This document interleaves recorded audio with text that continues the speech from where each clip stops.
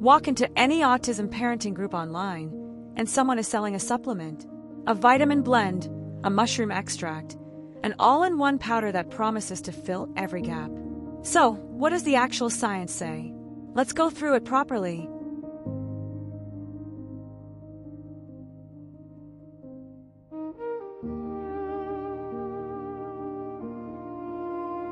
Let's start with the broadest claim. Just give a multivitamin, cover the bases. One study found multivitamin and mineral supplements were used by 56% of autistic children. Here's the problem. The same research found supplementation did not correct the most common actual deficits identified in this population: vitamin D, calcium, potassium, pantothenic acid, and choline.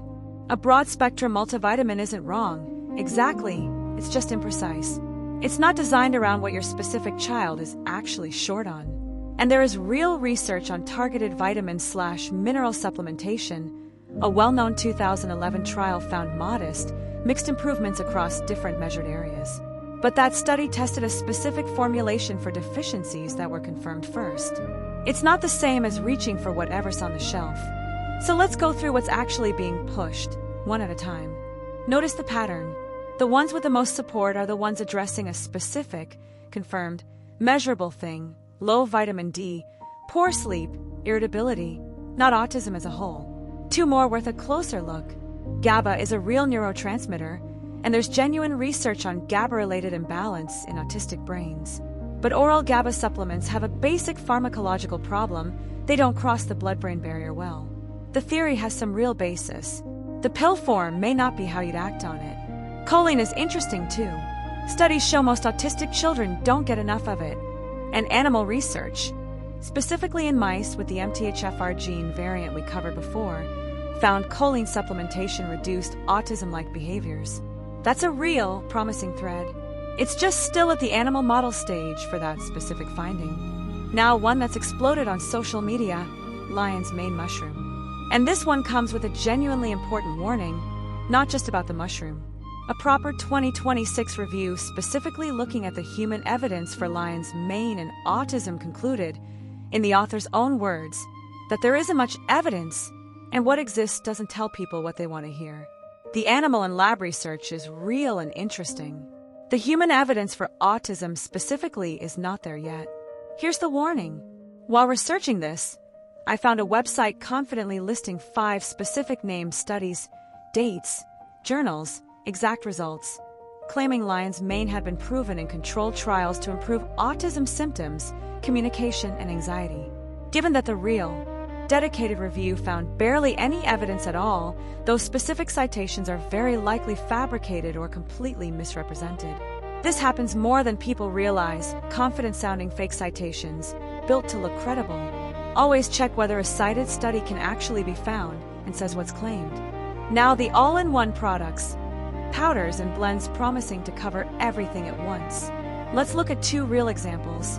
I've actually tried one of these myself, twice, for my son. An all-in-one South African blend, 32 vitamins and minerals in one product. Honestly, I didn't notice any real change either time. His health may have improved a bit while he was on it, but he'd also started eating better around the same time. So I genuinely can't separate what the supplement did from what the food did. That's the problem with trying things one at a time in real life.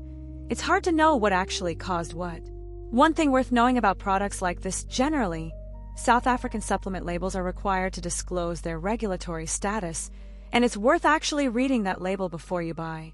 Products like this are often marketed alongside real, genuine research on individual nutrients, carnitine, choline, and so on. But citing real research on a nutrient isn't the same as the specific proprietary blend having been tested and proven itself.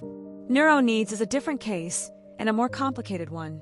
This one actually has a real, published, double-blind, placebo-controlled trial behind it, led by a genuinely credentialed autism researcher, showing improved mitochondrial markers in 16 children with confirmed mitochondrial abnormalities. That's real science. But here's the nuance worth knowing. One of the study's co-authors is an owner of the company that makes and sells the product. The company also supplied the product and the placebo for the trial. The paper discloses this and states the company had no role in the analysis, which is the right thing to disclose. But a small trial with a company-affiliated author is a different category of evidence than a large, independent one. It's not fake. It's not nothing. It's real evidence that needs its conflict of interest weighed alongside the result. One historical example worth knowing because it shows how these cycles tend to go. In the late 1990s, secretin, a digestive hormone, became a massive autism treatment fad after one anecdotal case went viral. Families flew across the world for infusions. Afterward, multiple properly controlled randomized trials found no benefit over placebo. The hype faded, but it took real research and real time to get there. So what do you actually do with all this? The honest answer: find out what's actually missing with a doctor before supplementing anything. That gets harder with a picky eater.